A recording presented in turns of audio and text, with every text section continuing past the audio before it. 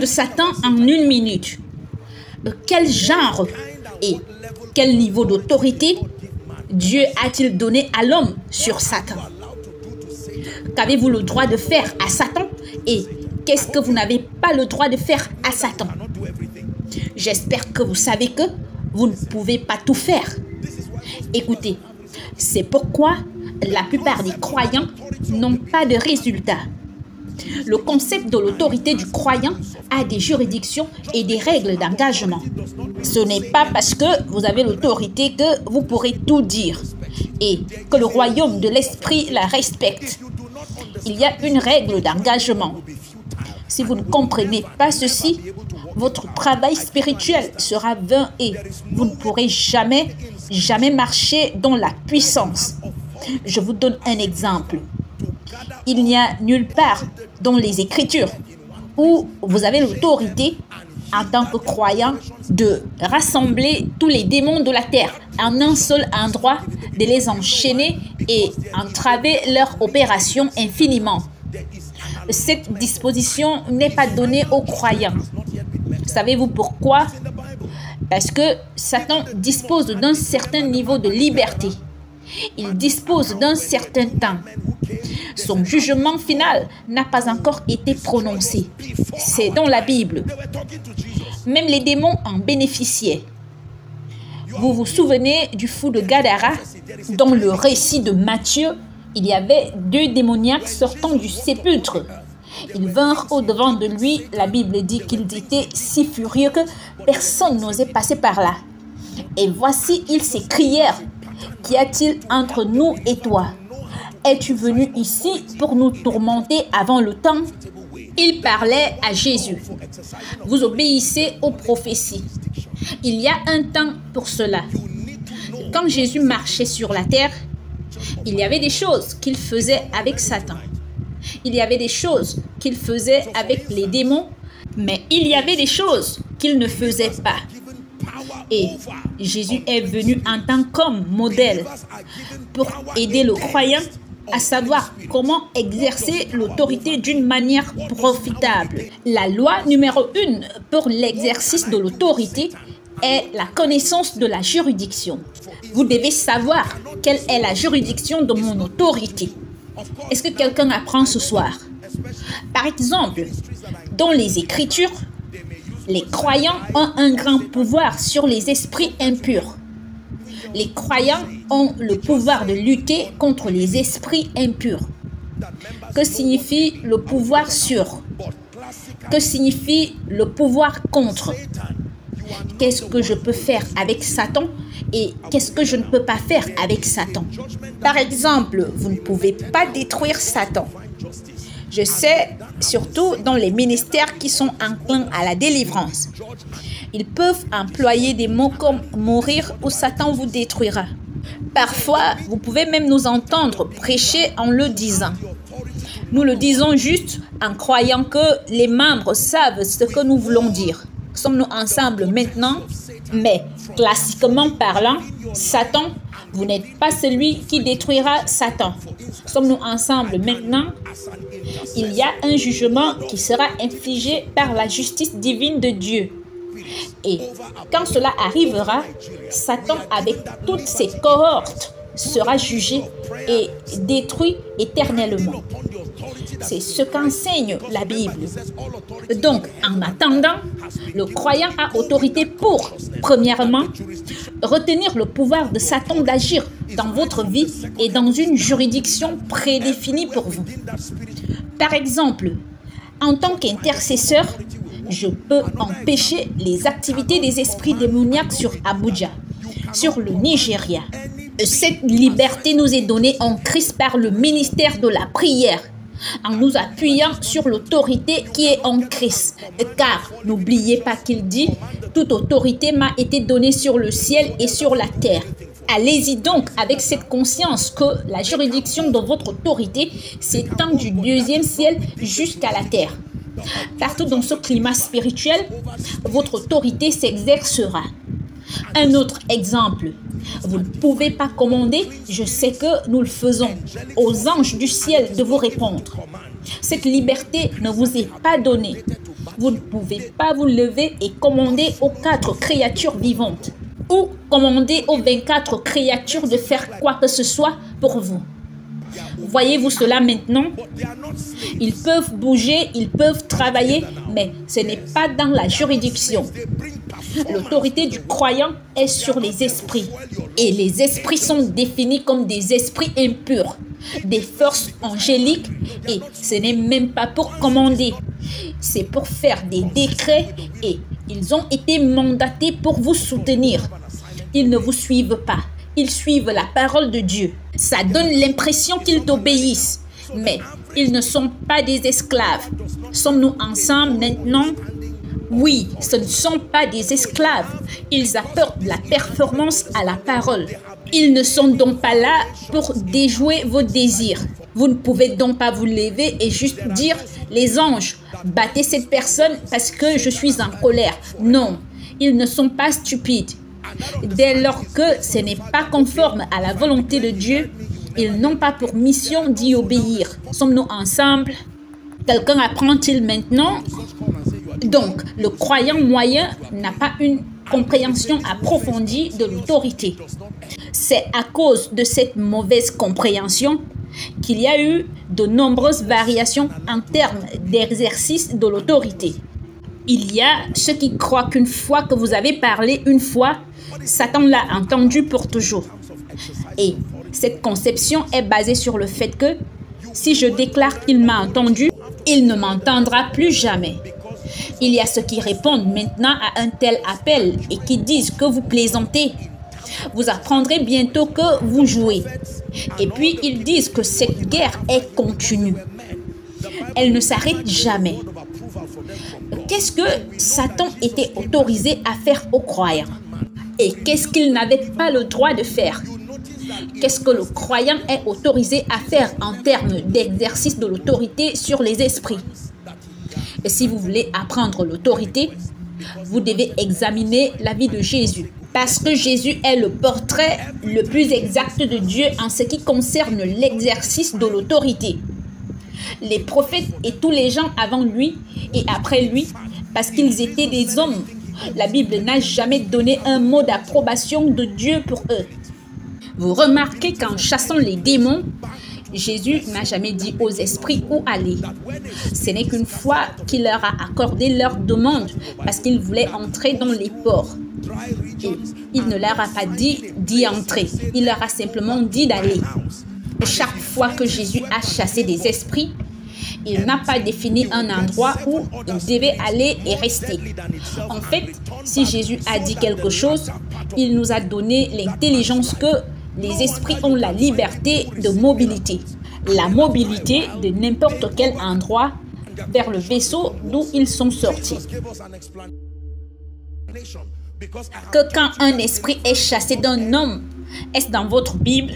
Il traverse des régions arides et ne trouvant pas d'endroit, il dira « Je retournerai dans ma maison d'où je suis sorti ».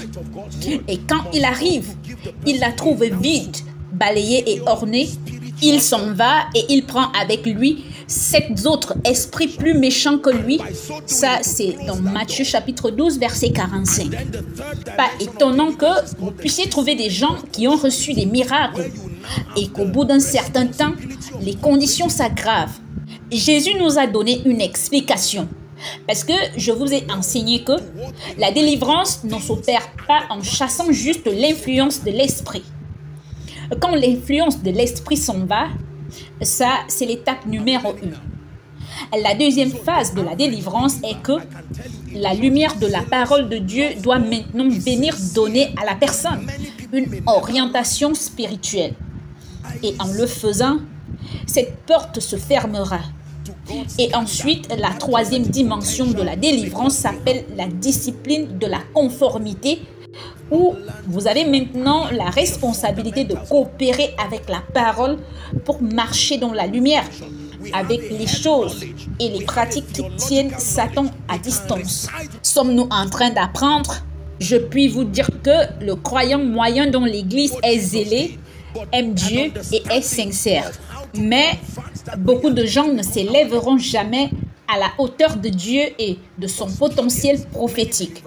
Parce que nous n'avons pas appris correctement les principes fondamentaux de la rédemption.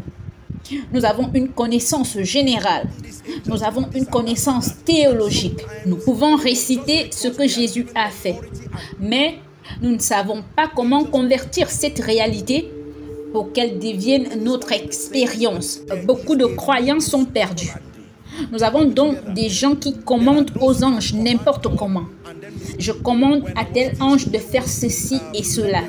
Et parfois, vous savez, ce n'est pas parce que nous avons reçu l'autorité et que les anges sont au service des saints. Il y a un modus operandi. Sommes-nous ensemble? Il y a ceux qui commandent même à Dieu. Vous ne pouvez pas commander à Dieu. Quand je vous enseignais sur la domination, je vous ai enseigné que lorsque les gens disent que Dieu lui-même est limité, jusqu'à ce que nous l'autorisions, ils sont sincères, mais ce n'est pas une compréhension spirituelle exacte. Ce que nous faisons, ce n'est pas commander à Dieu. Ce que nous faisons, c'est nous associer à lui.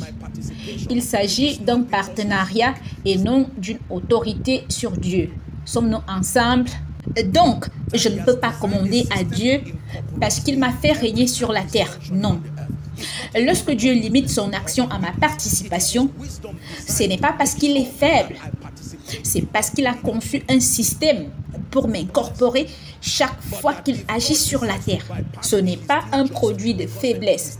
C'est sa sagesse qui lui permet de s'assurer que je participe à ce processus de domination. Mais si Dieu décide de me contourner, il demeure quand même juste parce que la terre lui appartient toujours. Vous voyez cela maintenant? Oui. Alors, Jésus leur dit, je vous dis que si ceux-ci se taisent, les pierres crieront. Si vous ne me louez pas, ce n'est pas une règle habituelle, mais je peux élever des pierres. Littéralement et prophétiquement, je peux élever des pierres pour me louer. Est-ce que quelqu'un apprend maintenant? Alors, le croyant moyen a besoin, écoutez, si vous voulez construire un croyant pour qu'il devienne une personne de stature, il devrait pouvoir comprendre ce que Jésus a fait. Quand vous dites à quelqu'un que pendant que vous étiez encore pécheur, vous n'étiez pas encore une personne de stature, incapable de vous en sortir, éloigné du Commonwealth d'Israël. Et Jésus vous a vu. Il vous a aimé et il est venu à vous sans exiger que vous lui donniez sa vie à cause de la menace de l'enfer. Il vous aime et il vous a donné l'occasion de participer à sa vie. Et la seule chose que vous devez faire est de croire qu'il vous a suffisamment aimé et qu'il est mort pour vous. Et qu'en lui disant oui, parmi les nombreuses choses qui vous arrivent, c'est qu'il y a traduction du royaume des ténèbres au royaume de son Fils bien-aimé. Maintenant, vous êtes désormais investi de la vie éternelle et de l'autorité. Le potentiel de manifester la vie divine vous a été donné.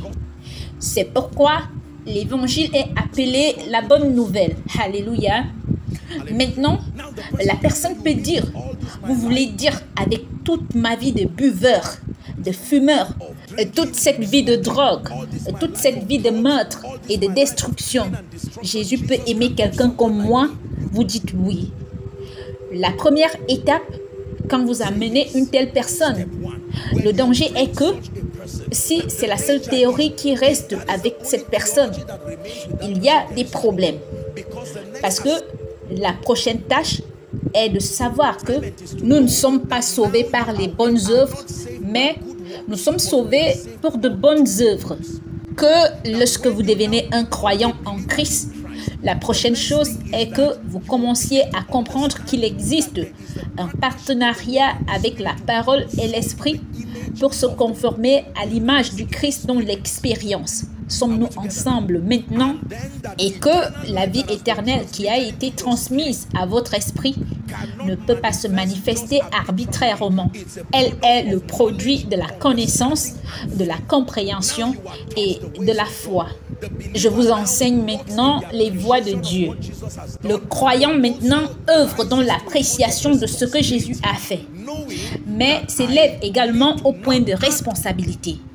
Sachant que j'ai besoin non pas d'ajouter à ce que Dieu a fait, mais d'entrer en partenariat avec ce que Dieu a fait afin que cela se manifeste. Donc, parfois, nous disons des choses telles que « si Dieu l'a dit, je le crois » et cela règle la question. Bien sûr, je sais que ceux qui disent cela sont très bien intentionnés et sont sincères. Mais du point de vue de l'Écriture, ce n'est pas une déclaration exacte. Combien de fois avez-vous cru ce que Dieu a dit? L'avez-vous approuvé et confessé? Mais cela n'a pas fonctionné parce qu'il faut plus que cela. Tout le chemin vers l'obéissance dépasse le domaine de la confession. La confession fait partie du processus, mais l'obéissance repose sur la compréhension. Premièrement, vous devez connaître les dispositions qui ont été prises. Deuxièmement, vous devez savoir quelles sont les conditions requises pour que ces promesses se manifestent. Ensuite, vous devez obtenir la grâce de Dieu pour marcher dans le respect de ces conditions. C'est ce qui est responsable de manifestation. Alléluia. Donc, je peux savoir que Jésus est mort en vainquant Satan, la mort, l'enfer et la tombe. Je peux le savoir avec certitude. Mais, mesdames et messieurs, je peux savoir que j'ai été libéré de toute malédiction. Et je peux même me lever pour déclarer au nom de Jésus qu'il n'y a pas de malédiction sur ma vie. Au nom de Jésus, oh, mon grand-père adorait ceci, ma grand-mère adorait cela. Au nom de Jésus, j'en suis libéré. Et pourtant, après toute cette confession, on dirait que Satan vous observe et dit, finis juste et écarte-toi de mon chemin. Et puis, vous découvrirez qu'il y a beaucoup de gens qui vous diront, apôtre, je jeûne et je prie. Au milieu du jeûne et de la prière, je vois encore les démons venir m'oppresser. Vous voyez cela? Et parfois, nous les hommes de Dieu, nous ne savons pas pourquoi. Vous savez ce qui aurait pu causer cela. Et nous disons simplement que vous n'êtes pas sérieux avec Dieu. Voilà pourquoi. Ce n'est pas vrai. Ce n'est pas vrai. Cette personne est très sérieuse avec Dieu. C'est même pour cela que Satan l'opprime. Alléluia. Je dis cela parce que cela arrive à beaucoup d'entre nous. Mais parfois, nous venons à l'église et nous disons simplement Amen. Mais nous retournons à nos diverses questions et nos frustrations. Et tôt ou tard, le croyant sera découragé et dira, vous savez quoi? J'aime le Seigneur. Je continuerai à aller à l'église, mais j'irai chercher la solution qui convient à mon problème. C'est pourquoi il existe aujourd'hui un mélange de foi chrétienne et de nombreuses autres choses pratiques extra-bibliques. Et puis, nous disons des choses telles que la parole de Dieu ne fonctionne pas. Ce n'est pas vrai.